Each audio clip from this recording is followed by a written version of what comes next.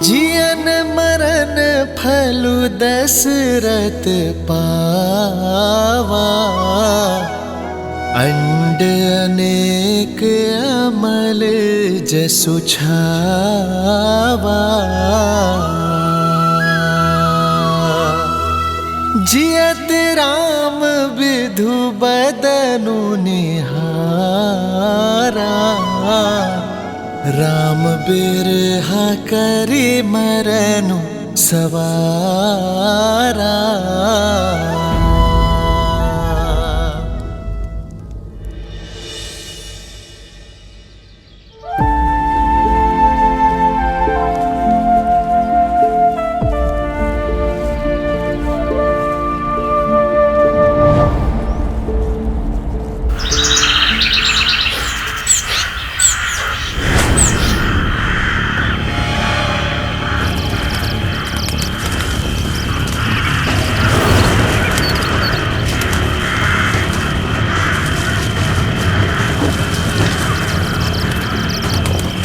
सावधान हो जाइए भैया, पंछियों का ये विचलित स्वर संकेत है कि अवश्य कोई अनिष्ट निकट है हमारे।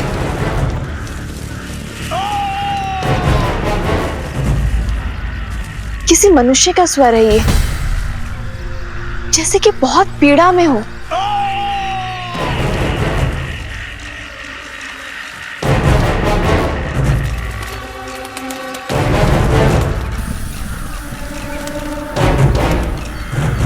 लक्ष्मण,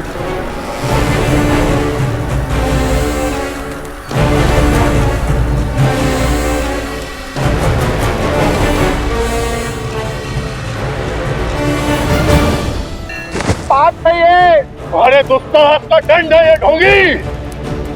हमारे वन में आकर यज्ञ कर कर इसे अपवित्र करते हो।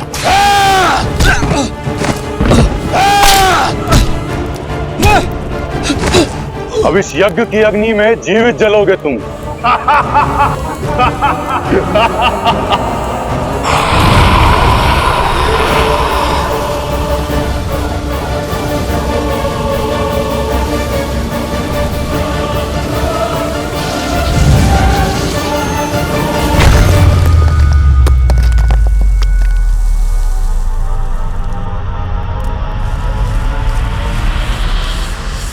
कौन है? सामने आ।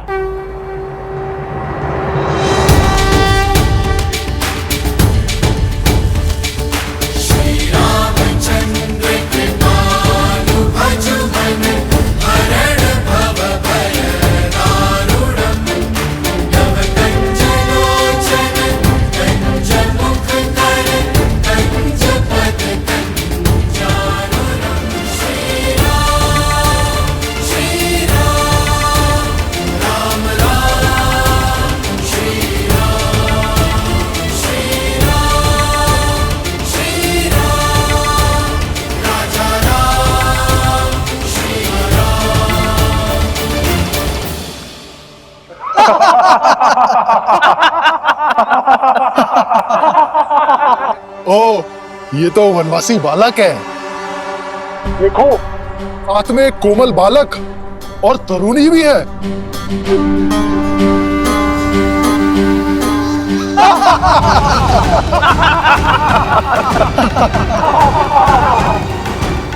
हमारे वन में हमें ललकार कर बहुत बड़ी भूल कर रहे हो नादान बालक। इन्हीं ऋषियों के साथ तुम्हारी भी आहुति देंगे। अभी एक क्षण में ज्ञात हो जाएगा कि कौन किसकी आहुति देता है। लक्ष्मण,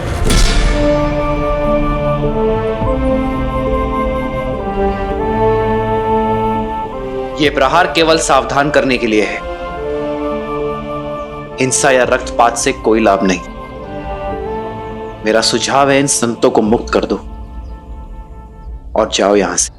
गंध, सुझाव में चेतावनी की गंध।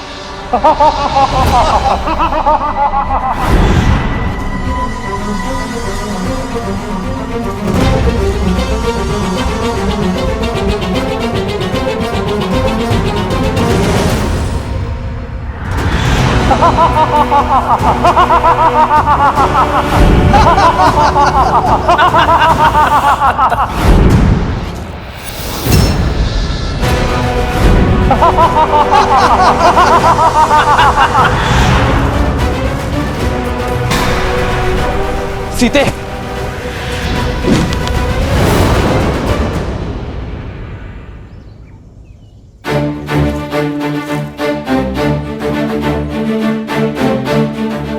लक्ष्मण, भैया, भाभी, जाओ सीता। आइए भाभी।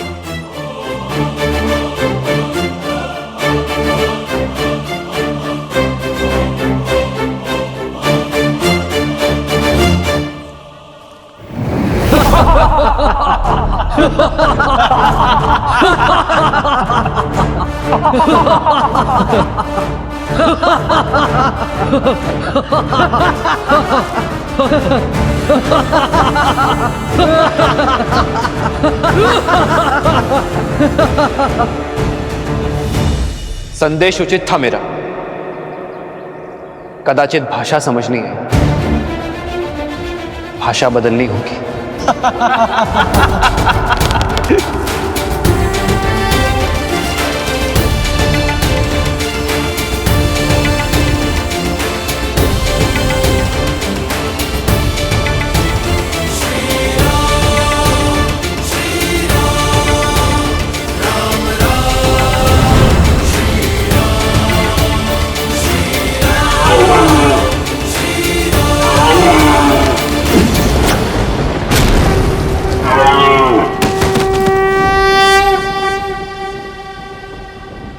भैया,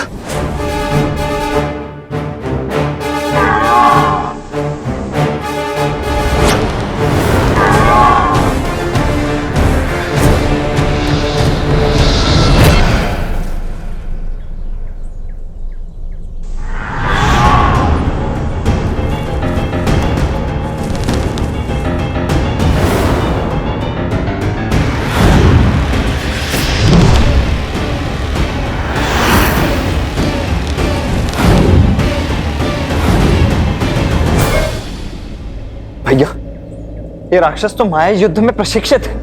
यदि हम इन्हें देख ही नहीं पाएंगे तो इन पर बाण चलाएंगे कैसे? इन्हें देखकर बाण चलाना ही हमारी भूल है लक्ष्मण। केवल नेत्रों से नहीं, सभी इंद्रियों की सहायता लेनी होगी हमें। समझ गया भैया, शब्द भेदी बाण।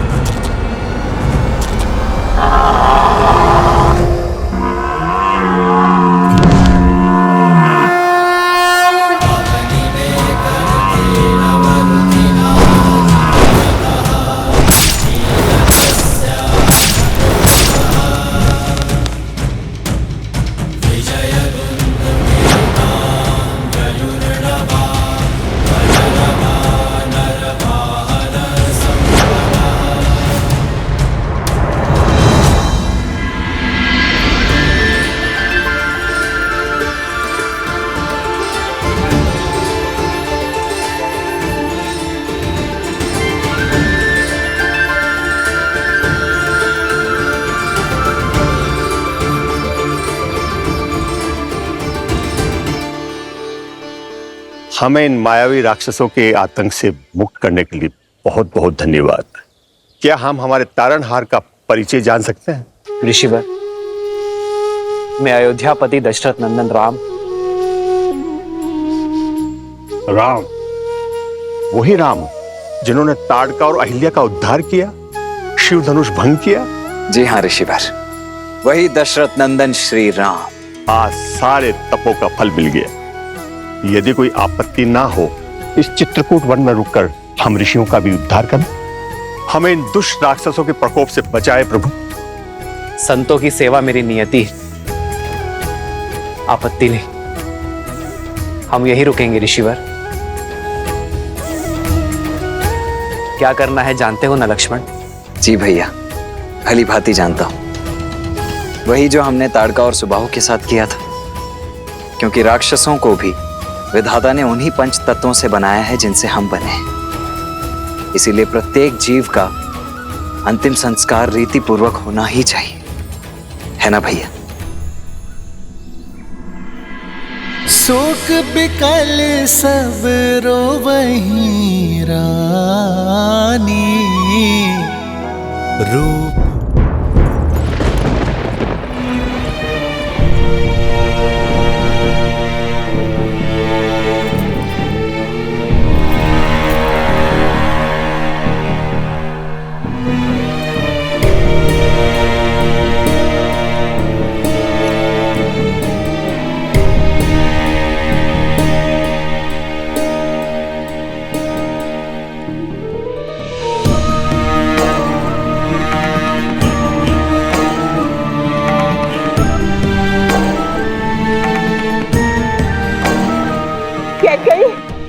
कैकई सुना तुमने?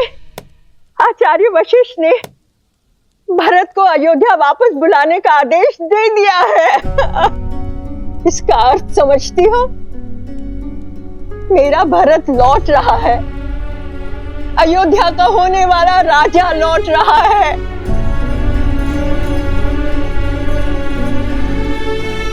किंतु ये सुनकर चिंता क्यों? चिंता उन प्रश्नों की है जो भरत के साथ आएंगे। कैसे मिलूंगी मैं उससे? क्या कहूंगी मैं उससे? कैसे समझाऊंगी मैं अपने भरत को?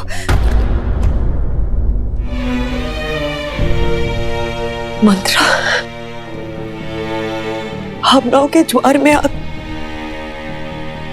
मैंने कहीं कुछ अनुचित तो नहीं किया ना? अनुचित नहीं मेरी पुत्री कैकेयी, तुमने जो कुछ किया अपने भरत के लिए किया, उसके अधिकारों के लिए किया। किंतु अचानक ये क्या हो गया? क्या तुम अपने पुत्र को अयोध्या का नरेश बनते नहीं देखना चाहती? प्रश्नों की चिंता करोगी तो भरत का भविष्य खो दोगी कैकेयी। क्या तुम नहीं चाहती कि भरत अयोध्या के राज सिंहासन पर बैठे? उत्तर दो कैकेयी, चाहती हो कि नहीं? उत्तर दो। चाहती हूँ, मैं भी यही चाहती हूँ। हर माता की तरह मैं भी अपने पुत्र के लिए सर्वश्रेष्ठ चाहती हूँ। तो फिर ये विलाप कैसा, असमंजस कैसा? तुमने बिल्कुल ठीक किया मेरी पुत्री, बिल्कुल ठीक किया। सुना नहीं तुमने महाराज ने अपने अंतिम समय में क्या कहा था कि उनकी मृत्यु किसी श्रवण के पिता के श्राप से हुई है। तुम उसका कारण नहीं हो कैकेयी, किंतु अभी बहुत बड़ी परीक्षा शेष है। भरत के लौटने पर अपनी भावनाओं में मत बहना कैकेयी, संयम रखना। तुम्हारा मार्गदर्शन न केवल भरत का बल्कि पूरी अयोध्या का मार्ग प्रशस्त करेगा। किंतु महाराज का दाह संस्कार? पुत्र के बिना कैसा दाह संस्कार? महाराज के शरीर को तेल और औषधियों से लेपा जा रहा है। इसका अर्थ समझती हो कि भरत ही आकर उनका दाह संस्कार करेगा। समझ रही हो ना कैकेयी? कहीं ना कहीं पूरी अयोध्या ने यह स्वीकार लिया है कि उनका प्रारब्ध अब भरत के हाथ में है।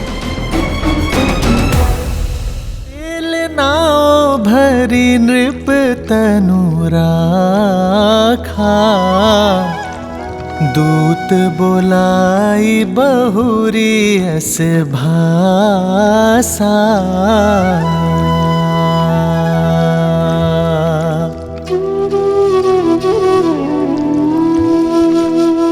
ठीक प्रकार से औषधि युक्त तेल में पूरा शरीर समा जाना चाहिए।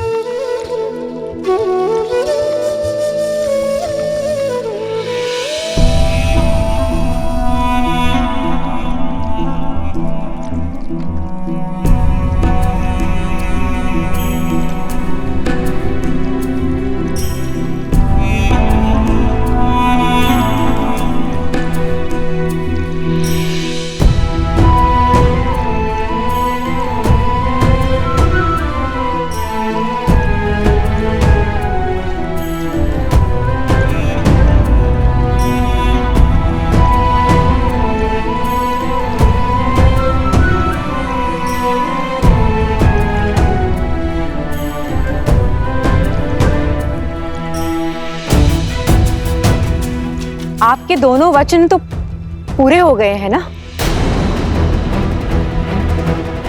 तो अब यहाँ पे क्या लेने आई हो? क्या अपनी लज्जा भी अपने पुत्र के साथ मायके भेज दी है? शांत हो जाओ सुमित्रा, शांत हो जाओ। क्षमा कीजिएगा दीदी, किंतु अयोध्या के प्रारंभ में ये पीड़ा नियति ने नहीं, कैकेयी दीदी की कूटनीति ने लिख दी है।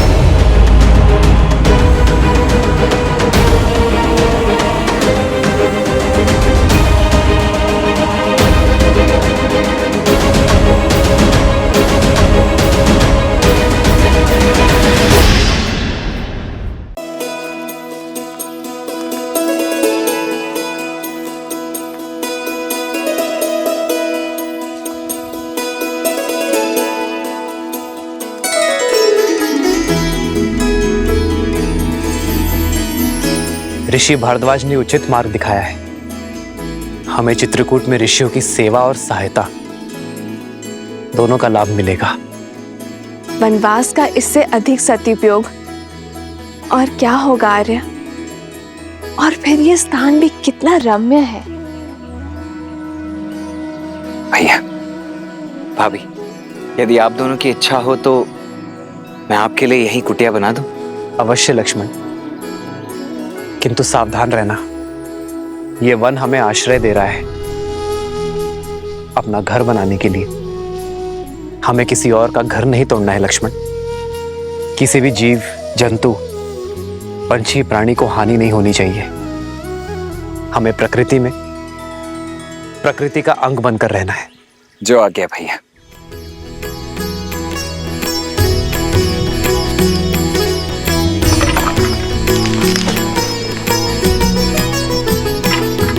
हो लक्ष्मण सिया सहित रघुराई,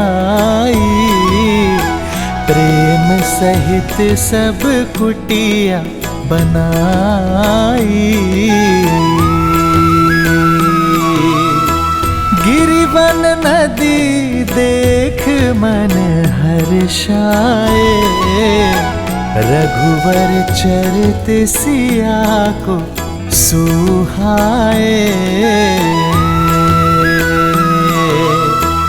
जब जब थक के बैठती माई, तब कंद मूल फल लाते रघुराई।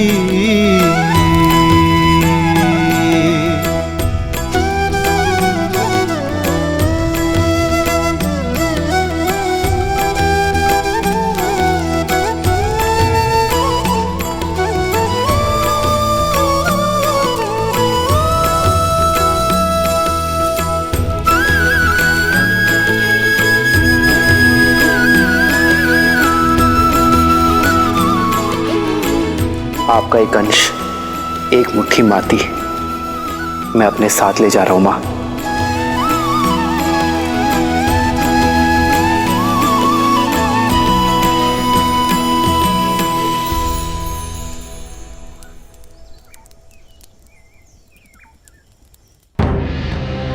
भरत क्या करेंगे आचार्य?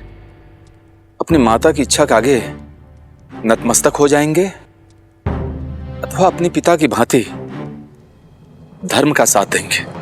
राम का अनुज है भरत, और मुझे पूर्ण विश्वास है कि भरत जो करेगा उसका कर्म, उसका चयन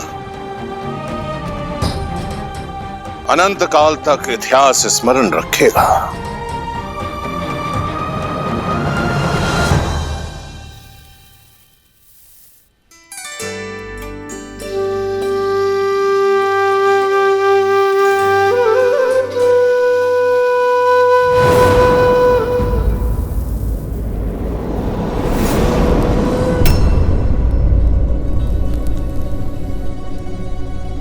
क्या हुआ भैया?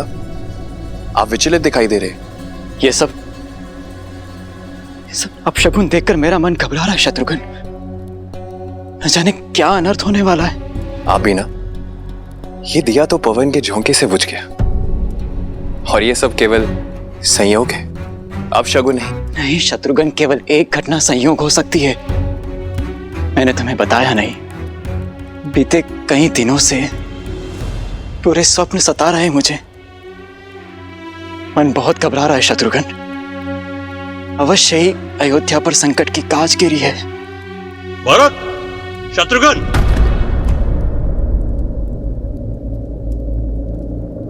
अयोध्या से कोई दूत आया है।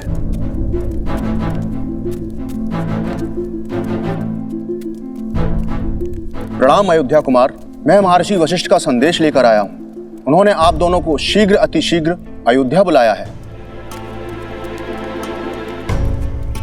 अचानक अयोध्या में सब कुशल तो है ना मेरे राम भैया?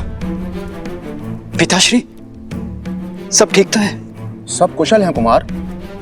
देखा भैया, सब कुशल मंगल है। आप यूं ही चिंता कर रहे थे। भरत, एक कुशल योद्धा पर चिंता का भाव शोभा नहीं देता पुत्र। जी मामाश्री, आप मुझे और शत्रुघ्न को लौटने की अनुमति दें। आयुष्मान भव। आयुष्मान भव। यात्रा शुभ हो पुत्र।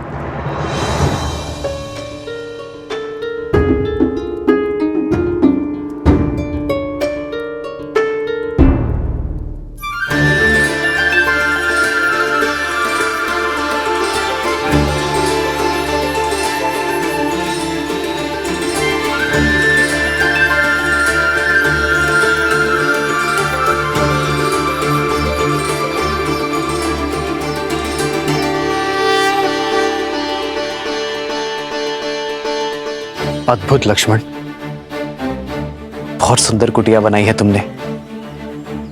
आशा नहीं थी ये भी कला है तुमने। धन्यवाद भैया।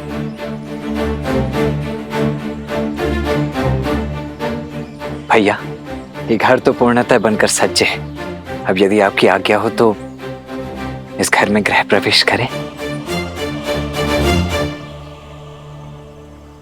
घर तो अयोध्या है लक्ष्मण, और सदा रहेगा। इसलिए आज इस चित्रकूट वन में मैं अपनी अयोध्या का अंश फैला रहा हूं। भगवान सूर्य और महाराजा हरिश्चंद्र, रघु, दिलीप, भागीरथ जैसे महान पूर्वजों को साक्षी मानकर, मेरे पिताश्री महाराज दशरथ और 3 माताओं को साक्षी मानकर हम इस कुटिया में प्रवेश करेंगे।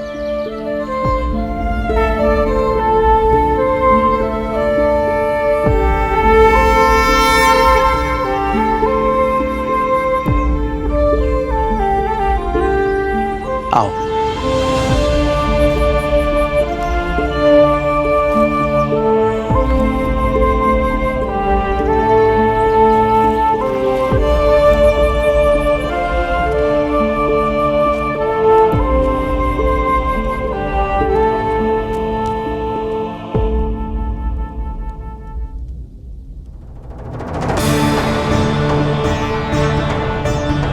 मेरे अयोध्या की पावन माटी, अयोध्या का मान, सम्मान और संस्कार की सूचक है आप। सदा धर्म के पथ पर चलने के लिए मेरा मार्गदर्शन करती रहना। अयोध्या की याद आ रही है ना भैया? नहीं लक्ष्मण, न जाने क्यों मेरा मन भारी हो रहा है। ऐसा लगता है जैसे मेरे परिवार, मेरी अयोध्या पे कोई बहुत बड़ी विपदा आ पड़ी है। हे मां, रक्षा करना। आप व्यर्थ ही चिंतित होते हैं आर्य। मेरे ससुर संसार के सबसे सक्षम राजा है। वो अपनी अयोध्या को कुछ नहीं होने देंगे। और फिर भरत भैया और शत्रुघ्न भैया भी तो हैं। विश्वास रखिए, आपके अनुज आपकी अयोध्या और आपकी पिताश्री को कुछ नहीं होने देंगे। भरत पर तो स्वयं से भी अधिक विश्वास है मुझे। उससे श्रेष्ठ ना ही कोई पुत्र हो सकता है और ना ही कोई शासक।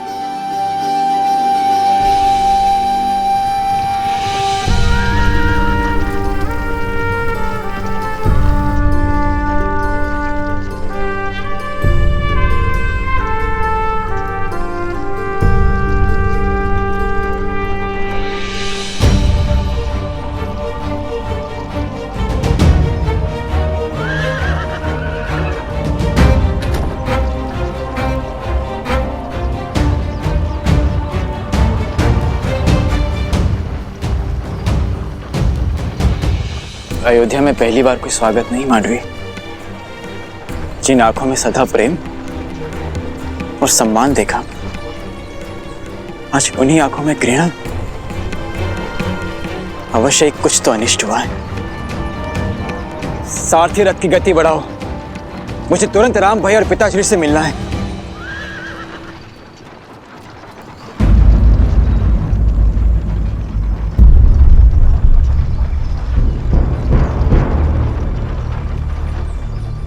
बड़ी विचित्र बात है, अयोध्या में इतनी निस्तब्धता, ना कोई सैनिक ना कोई सेवक।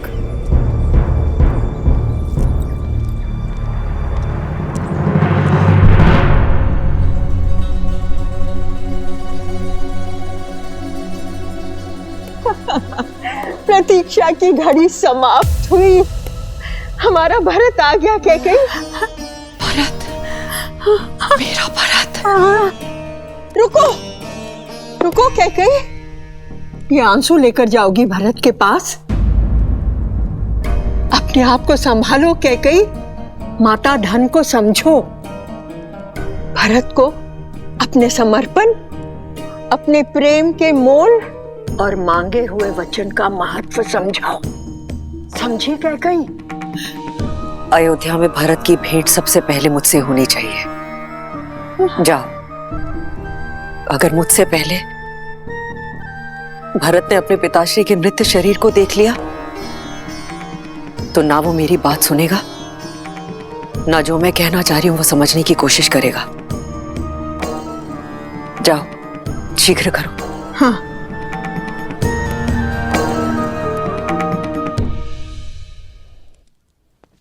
राम भैया, भैया कहाँ हैं आप? भरत, राम भैया। भरत, भरत, चलो चलो। तुम्हारी माता कैकेयी कब से तुम्हारी प्रतीक्षा कर रही है। आओ चलो।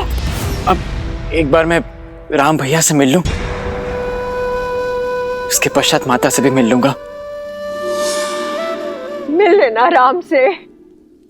जानते हो ना भरत, पुत्र पर पहला अधिकार माता का होता है। हाँ, कैकेयी कब से तरस रही है तुमसे मिलने के लिए।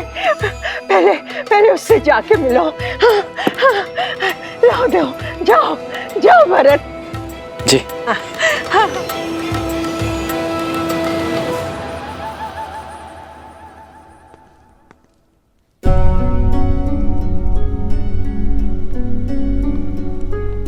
माता,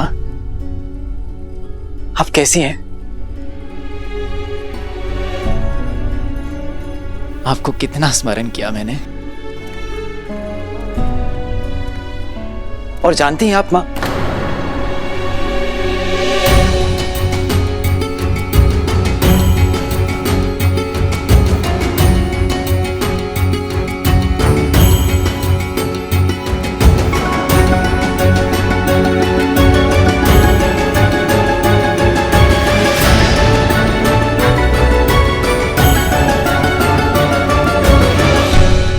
माता,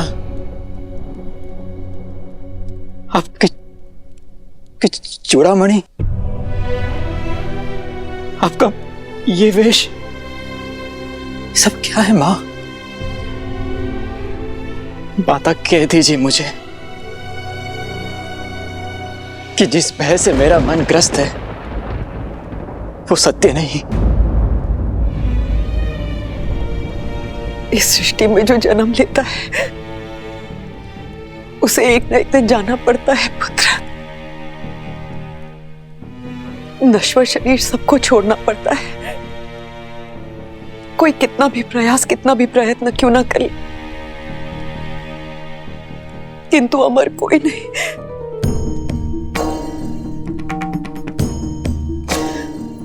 आप मुझे स्पष्ट सत्य कहिए मां।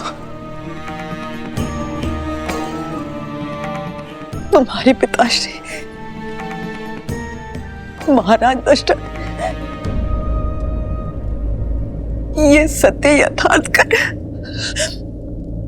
हमें सदैव के लिए छोड़कर चले गए।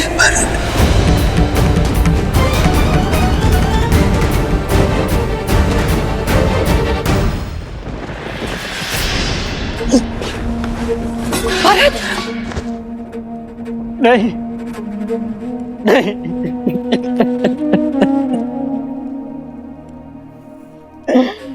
यह संभव है, यह संभव है।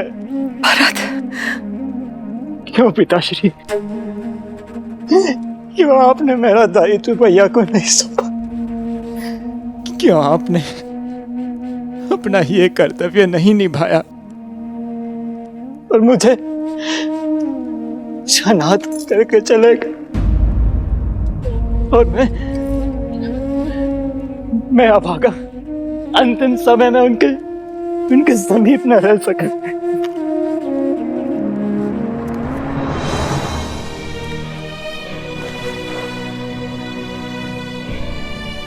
रघुकुल के कुमार हो तुम, एक योद्धा हो, एक वीर पुरुष को यूं आंसू बहाना शोभा नहीं देता। भरत, अभी तो बहुत बड़े बड़े दायित्व निभाने हैं तुम्हें, बहुत बड़े बड़े। माँ, क्या पिताश्री ने अंतिम समय मेरा स्मरण किया था? उन्हें प्राण त्यागने से पहले उन्होंने मेरा नाम पुकारा था क्या? बताइए ना माँ, बताइए ना। अवश्य ही पुकारा होगा। उससे बहुत स्नेह करते थे वो। तुम्हारे पिता की स्नेह की डोर सिर्फ राम से जुड़ी थी। अपनी अंतिम श्वास तक राम का ही स्मरण करते रहे। राम नाम रटते रटते अपने प्राण तक त्याग दिए उन्होंने। क्या भैया का स्मरण करते हुए प्राण त्याग दिए? अर्थात भैया भी यहां नहीं थे। माँ, भैया कहाँ थे? मैंने पूछा, माँ भैया कहाँ हैं?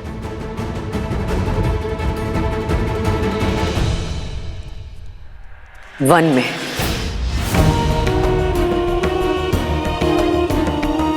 क्या वन में? किंतु क्यों? अयोध्या में ये सब चल क्या रहा है? ऐसा भी क्या कार्य आ गया था जो राम भैया भी पिताश्री के अंतिम समय में पहुंच नहीं पाए? मैं कैसे यहां तक आ गया हूं, भैया वन में है। क्यों मां? रघुकुल की रीत का बीड़ा उठा रहे हैं तुम्हारे राम भैया। अपने पिताश्री के दिए वचनों को पूर्ण कर रहे हैं। वचन? कैसे वचन मां? तुम्हारे पिता ने 2 वर दिए थे। राम को 14 वर्ष का वनवास, और तुम्हें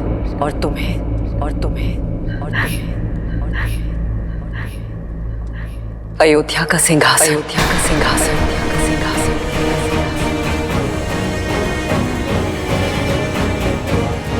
तुम अयोध्या के कुमार अर्थात अयोध्या के भावी राजा घोषित किए गए हो भरत। अयोध्या का भावी राजा।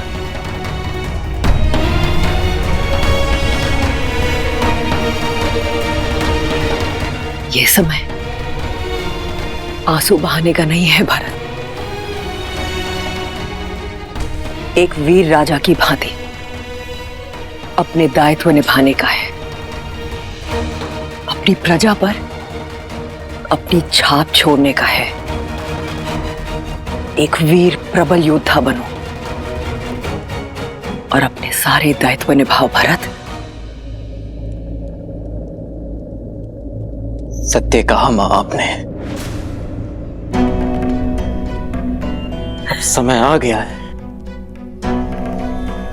अपने दायित्वों को निभाने का, अपनी प्रजा पर छाप छोड़ने का। इस अयोध्या में जो काली मां फैली है उसे मिटाने का। इस राजमहल में जो कुचक्र रचा गया है उसे कुचलने का। मां, मेरा पहला कर्तव्य उस षड्यंत्रकारी को खोजना जिसने मेरे पिताश्री को ऐसा वचन देने के लिए विवश किया, जिसने मेरे राम भैया को वनवास देने का वचन अपने मुख से निकाला। उसके शरीर से प्राण निकालना ही मेरा पहला कर्तव्य है।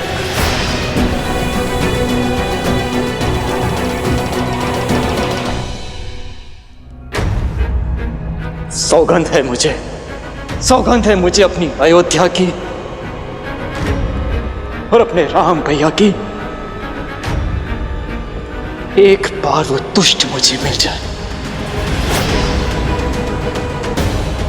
उसे जीवित नहीं छोड़ेगा ये भरत।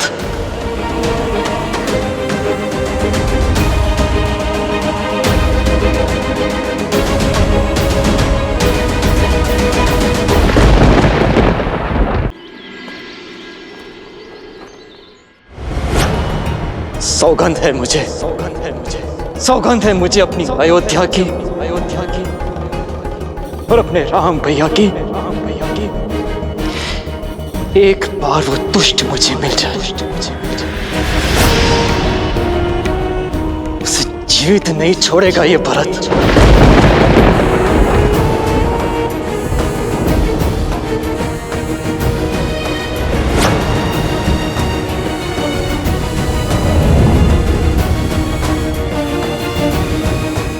ऐसा ना कहो पुत्र।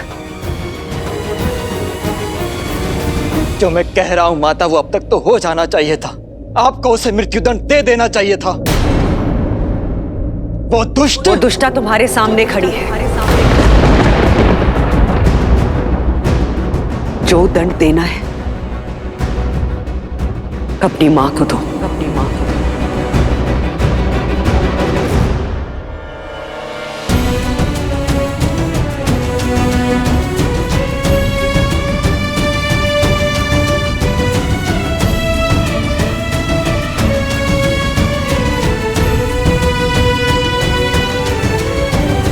समरासुर युद्ध के समय महाराज के प्राणों की रक्षा करने के लिए उन्होंने मुझे 2 वर दिए थे, जो मैं जीवन में कभी भी उनसे मांग सकती थी। और आपने ये वर मांगा? ये हीन विचार आपके मन में आया? सत्य कहना मां, ये भयानक विचार मेरी मां के मन में आया? तुम्हारी माता हूं,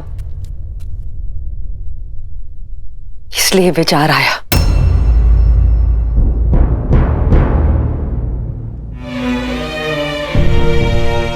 अपने पुत्र के भविष्य की नींव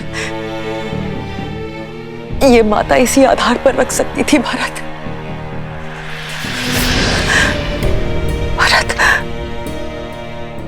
तुम बहुत सरल हो, राजनीति नहीं समझते हो।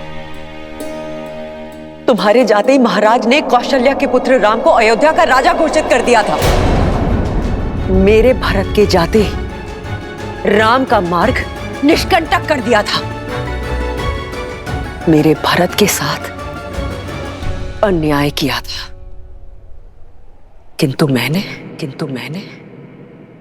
एक मां ने अपने वर मांग सत्ता पलट दी। भरत, केवल तुम्हारे लिए पुत्र। मत कहो मुझे पुत्र कहकर।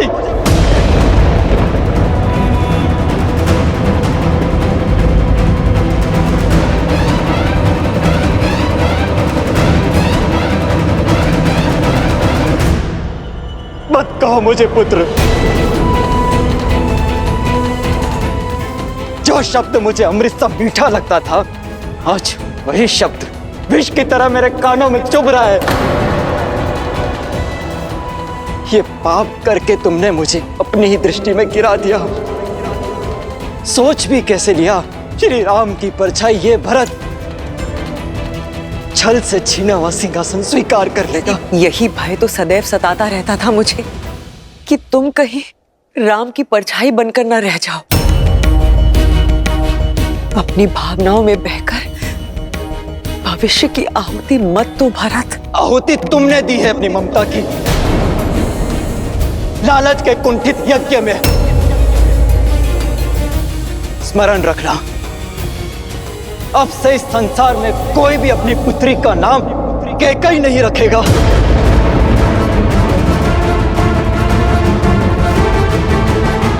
परंतु यह भी सत्य है कि यह संसार भरत नाम पर भी संदेह करेगा। भरत, ऐसा मत कहो भरत। मैंने जो कुछ किया तुम्हारे लिए किया, ताकि तुम एक दास का नहीं, राजा का जीवन व्यतीत कर सको। और एक सत्य ये भी है कि तुम्हारे मार्ग से राम नाम के कांटे के साथ साथ लक्ष्मण और सीता भी वन चले गए।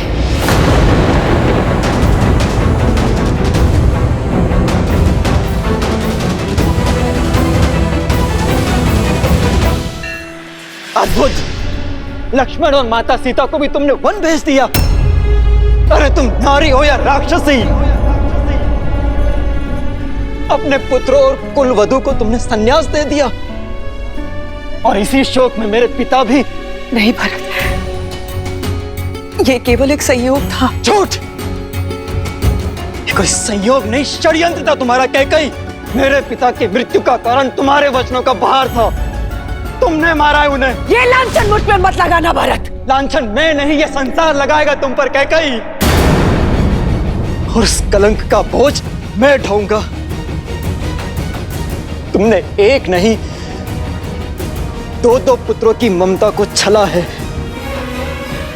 जिन राम ने तुम्हें अपनी जननी से ऊपर माना, उन्हें छला। और जिस पुत्र भरत को तुमने जन्म दिया, उसके जीवन को कलंकित कर दिया तुमने।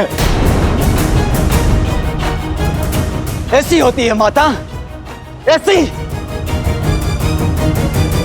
कहते हैं कि एक पुत्र कुपुत्र हो सकता है, किंतु एक माता कुमाता नहीं हो सकती। नहीं भरत। पर कैकई तुम इतिहास की पहली ऐसी माता हो जिसने कुमाता होना चुना।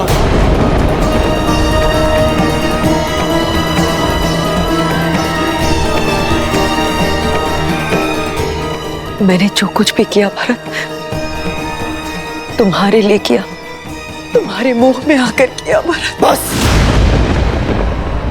बस। माता पिता का कर्तव्य अपनी संतान को उचित मार्ग देना होता है, वन का मार्ग देना नहीं। इस पाप का कलंक मिटाने में मेरा संपूर्ण जीवन कम पड़ जाएगा। नहीं भरत। तुम्हारे कारण मेरे राम भैया और मेरी माता जाने क्या सोच रही होगी मेरे बारे में।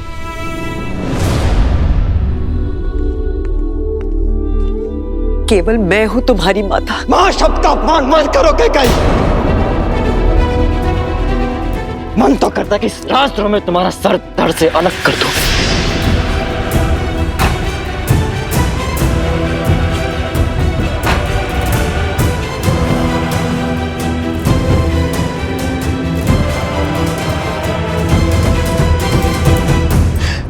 परंतु मेरा यह निर्णय मेरे राम भैया को आहत करेगा, पर दंड तो मिलेगा। जिस पुत्र मोह और जिस संबंध के कारण तुमने मेरी स्वर्ग जैसी अयोध्या को नर्क बना दिया, आज उस संबंध को तोड़ता हूं मैं। आज से तुम मेरे लिए केवल महारानी कैकई हो और कुछ नहीं। नहीं भरत, ये दंड मत दो पुत्र। सौगंध है मुझे अपने राम भैया की। जिस सत्ता और सिंहासन के लिए तुमने इतना बड़ा षड्यंत्र रचा, उसे कभी पूरा नहीं होने दूंगा मैं। उस अयोध्या के सिंहासन को कभी स्वीकार नहीं करूंगा मैं, और ना ही इस कक्ष में फिर कभी पग रखूंगा मैं। भरत, भरत सुनो, मैं रघुकुल कुमार भरत तुम्हारा परित्याग करता हूं कैकई।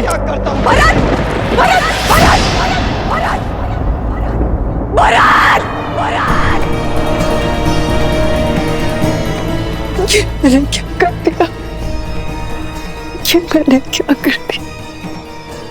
भरत, मुझे क्षमा कर दो भरत।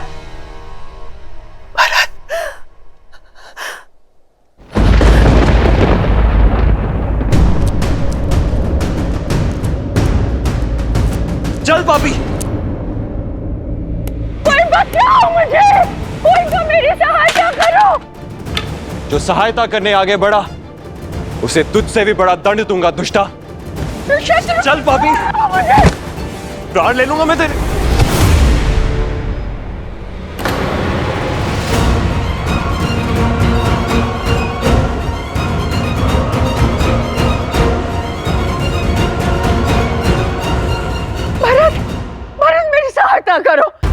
मेरी सहायता करो भरत। हट जाइए भैया, इस दुष्टा को आज मेरे हाथों से कोई नहीं बचा सकता। शत्रुघ्न,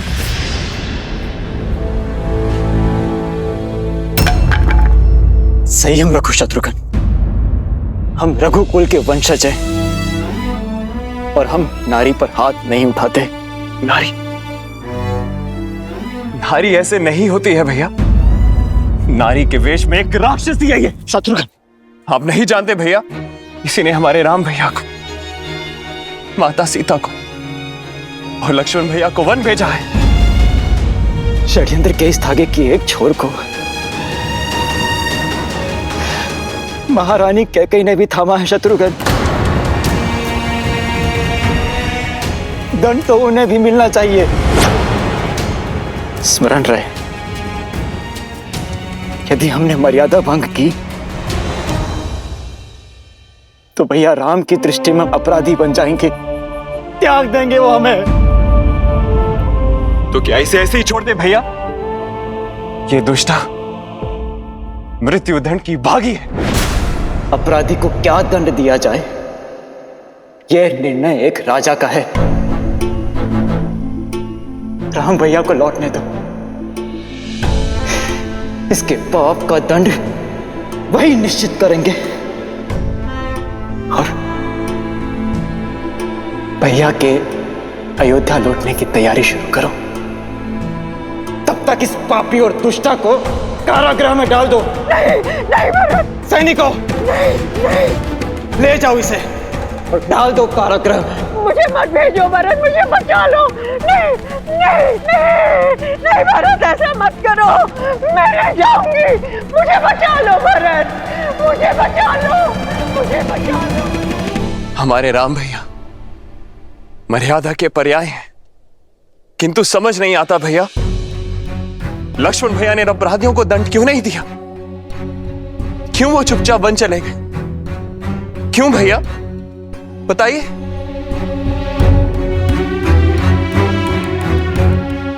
और इसीलिए क्योंकि लक्ष्मण ने सौभाग्य चुना, भैया राम के साथी होने के गर्व को चुना।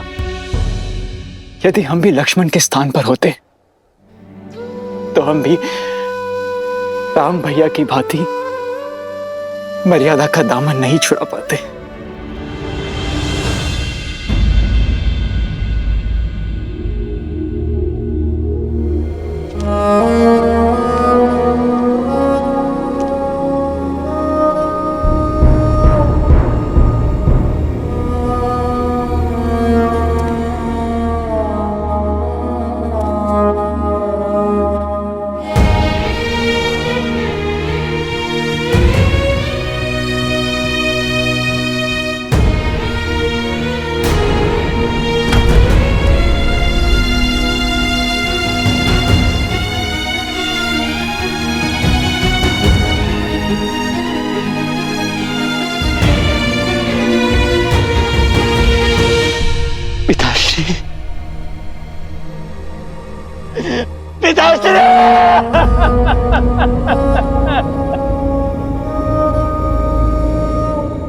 अनाथ करके नहीं जा सकते हमें।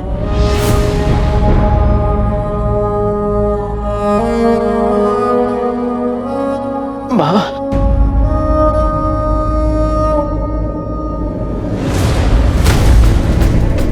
भरत, भावी राजा को इस प्रकार प्रलाप करना शोभा नहीं देता। बधाई हो युवराज, पिता की भस्म को आधार बना के राज सिंहासन पा ही लिया तुमने। आज महारानी कैकेयी तो बहुत गर्व से भरी हुई होंगी, बहुत प्रसन्न होंगी।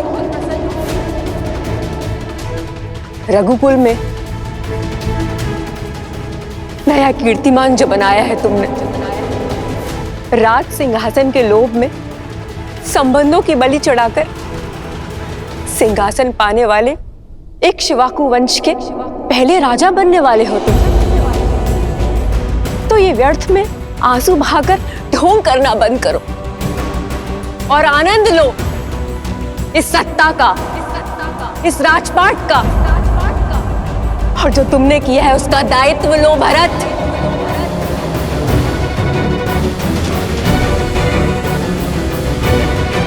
नहीं मां, ऐसा मत कहिए।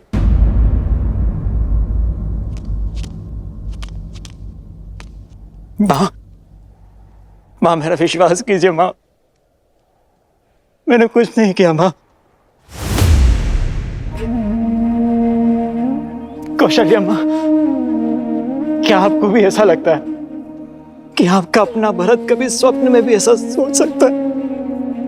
मां, बालपन से ही आपने मुझे सबसे अधिक प्रेम किया है। ये संसार चाहे मेरे चरित्र पर उंगली उठा ले मां, किंतु आपका मौन, आपका क्रोध मैं नहीं सह पाऊंगा मां। मैंने कुछ नहीं किया मां, मैंने कुछ नहीं किया, मैंने कुछ नहीं किया, कुछ नहीं किया मैंने। सौगंध है मुझे आपके नारायण की, अपने राम भैया की। यदि इस षड्यंत्र में मैं अंश मात्र भी इसका भागी हूं तो इसी क्षण मेरे प्राण निकल जाए, इसी क्षण मुझे मृत्यु आ जाए मां। विश्वास कीजिए, मेरा कुछ नहीं किया मैंने, कुछ नहीं किया मैंने।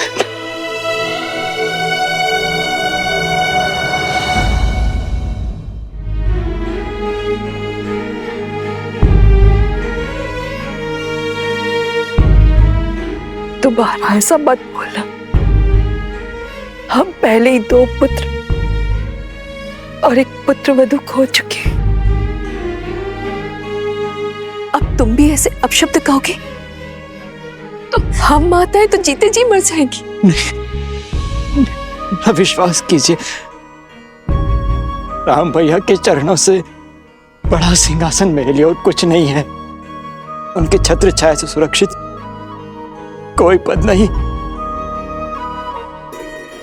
जिस मां ने जन्म दिया वो तो दुष्टा निकली, किंतु मां आपने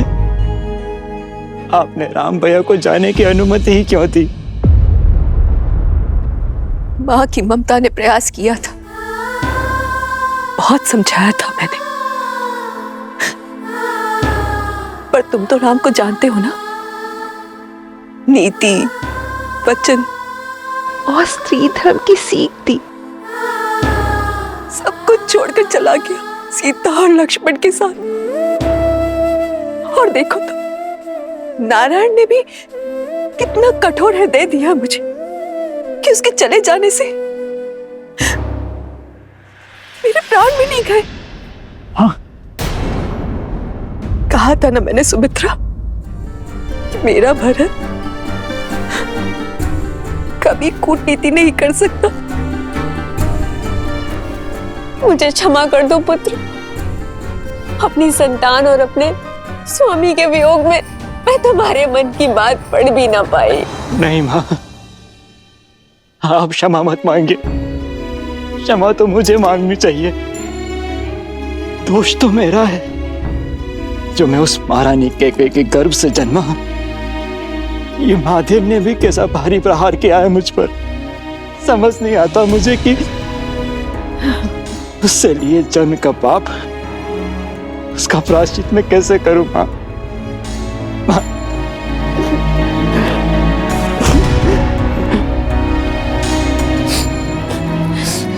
मां, मां।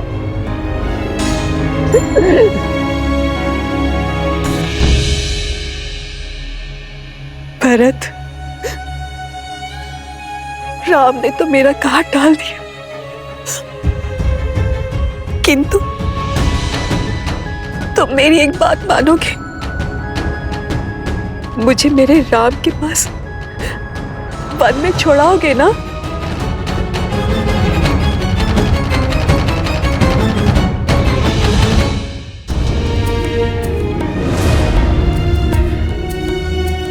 नहीं मां, कदापि नहीं, क्योंकि ना तो ये न्याय है और ना ही ये प्रायश्चित। मैं आपको वन में लेकर नहीं जा सकता मां।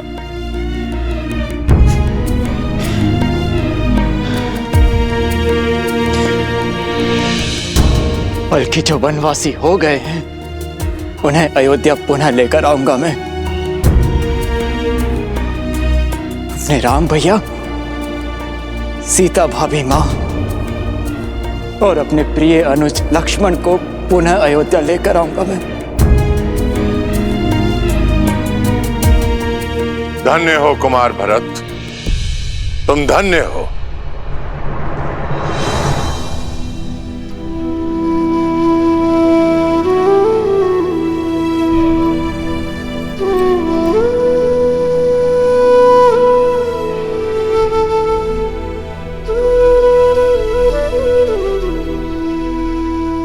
संसार भाग्य पाने के लिए धर्म को पीछे छोड़ जाता है, परंतु तुम धर्म का पीछा करते करते भाग्य को त्याग रहे हो।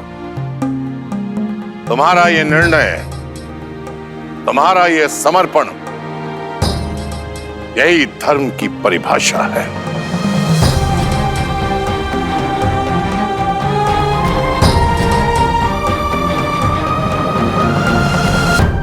जो समय चला गया उस पर रोने का नहीं, पर जो हाथ में है उसे संभालने का है।